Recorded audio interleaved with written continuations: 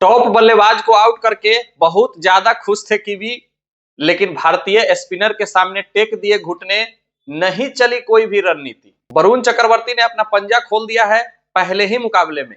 हर्षित राणा के जगह पर स्पिनर वरुण चक्रवर्ती को खिलाया गया था और उन्होंने पंजा खोल करके दिखाया है कि हम कुछ अलग तरीके के गेंदबाज हैं। न्यूजीलैंड और भारत के मुकाबले में न्यूजीलैंड को भारत ने 44 रनों से हरा दिया है, जबकि भारत मात्र 249 रन ही बना पाई थी पूरे 50 ओवर में। बहुत सारे लोग कह रहे थे कि आज हार जाएगी, आज भारत को अच्छी टीम से पाला पड़ा है, लेकिन भारत इस चैलेंज को लेने के लिए तैयार थी और भारत चाहती थी कि कोई टक्कर की टीम तो आए ताकि हमारा सेमीफाइनल और फाइनल का जो प्रैक्टिस है वो पहले हो जाए।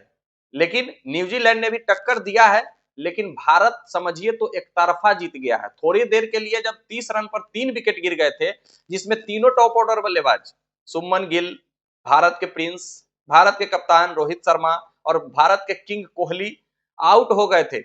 मात्र 11 रन बनाए हैं आज किंग कोहली साहब अपने 300वें मुकाबले में।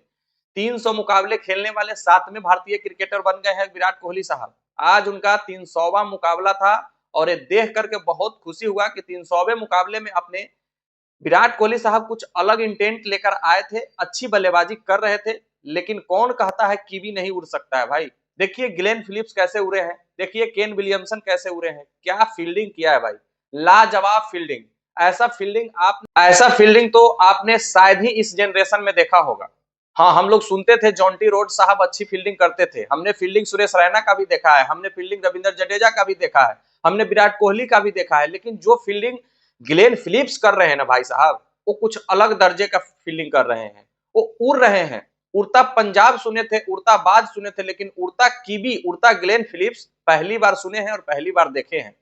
वो जो कैच विराट कोहली साहब का ग्लेन फिलिप्स ने पकड़ा है, वो शायद ही कोई पूरे दुनिया में कोई फील्डर उस गेंद को पकड़ सकता था। विदिन ए सेकेंड भी नहीं, आधा सेकेंड से भी कम का समय मिला है रिएक्शन टाइम और उतना में कैच कर लिया है।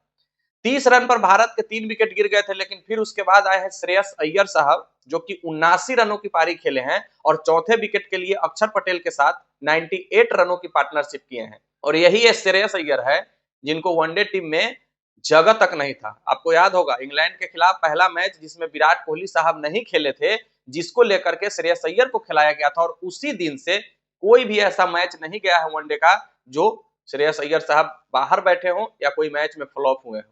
पाकिस्तान के खिलाफ भी 2 विकेट जल्दी गिर जाने के बाद आपको याद होगा विराट कोहली साहब के साथ कैसे पार्टनरशिप किए थे। एक अलग बंदा मिला है भारत को 4 नंबर पर खेलने वाले। ओपनिंग तो भारत के लिए कभी भी दिक्कत नहीं रहा है, वन डाउन विराट कोहली साहब आते हैं, लेकिन 4 नंबर की जो दिक्कत थी, कभी रायडू कभी विजय शंकर, युवराज सिंह के जाने के बाद 4 नंबर का जो भारत का समस्या था, वो श्रेयस अय्यर साहब ने 110% पूरी कर दी है। हाँ, श्रेयस अय्यर साहब का भी पिछले कुछ मैच उठाकर आप देखिएगा तो शॉर्ट बॉल उनका कमजोरी था, लेकिन अब उन्होंने इस बॉल को भी अच्छा खासा खेलने लगे हैं और अब किसी चीज का डर नहीं है। भारत का जो टीम है वो पुख्ता टीम हो गई है और अब चैंपियंस ट्रॉफी जीतने से शायद हम लोगों को कोई नहीं रोक सकता है। आज का मुकाबला 44 रनों से जीतने के बाद भारत सेमीफाइनल में ऑस्ट्रेलिया के साथ अपना अपॉइंटमेंट बुक कर ली है और 4 मार्च को भारत वर्सेस ऑस्ट्रेलिया का मुकाबला दुबई के ही इस ग्राउंड में खेला जाएगा। 5 मार्च को साउथ अफ्रीका वर्सेस न्यूजीलैंड दूसरा सेमीफाइनल लाहौर में खेला जाएगा।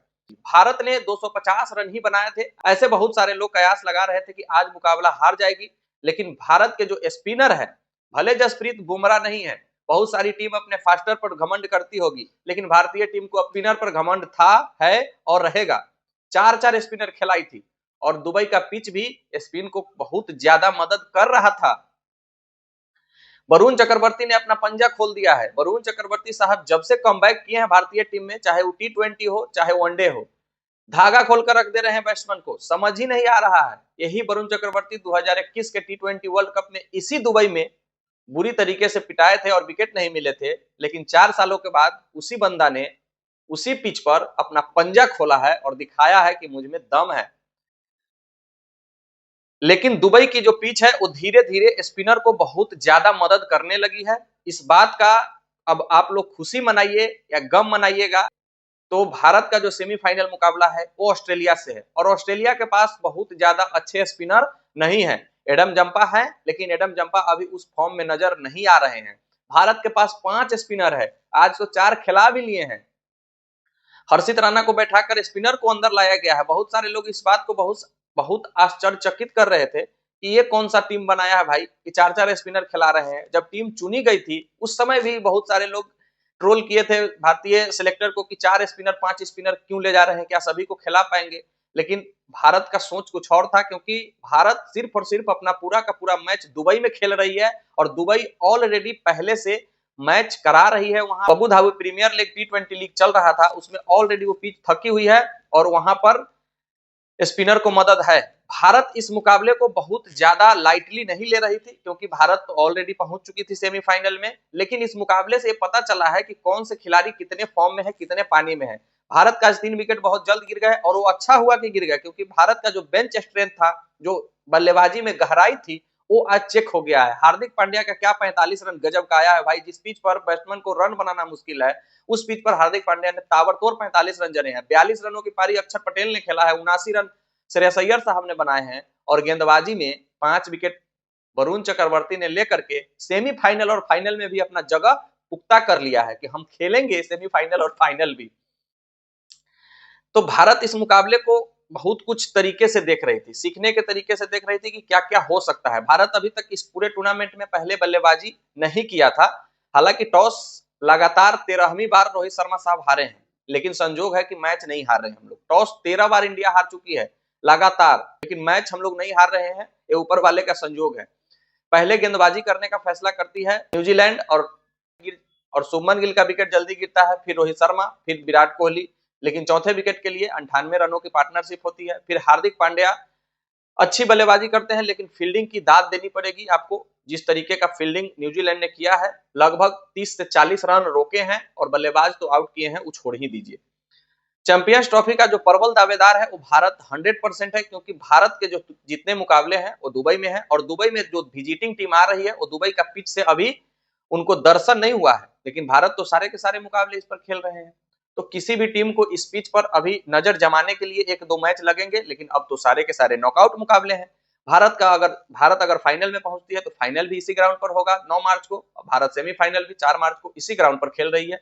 देखना है भारत अब ऑस्ट्रेलिया के साथ जो सेमीफाइनल है वो कहां तक सरवाइव कर पाती है, जीत पाती है, हार पाती है। लेकिन ऑस्ट्रेलिया की जो टीम है वो कुछ खास नहीं है और ऑस्ट्रेलिया अभी पाकिस्तान से खेल कर आ रही है, जो कि पाकिस्तान में बॉल बैट पर जल्दी आ रहे हैं, लेकिन दुबई में बैट पर बॉल जल्दी नहीं आ रहे हैं, रुक करके बॉल आ रही है और ऑस्ट्रेलिया को यहाँ खेलने में परेशानी हो सकती है।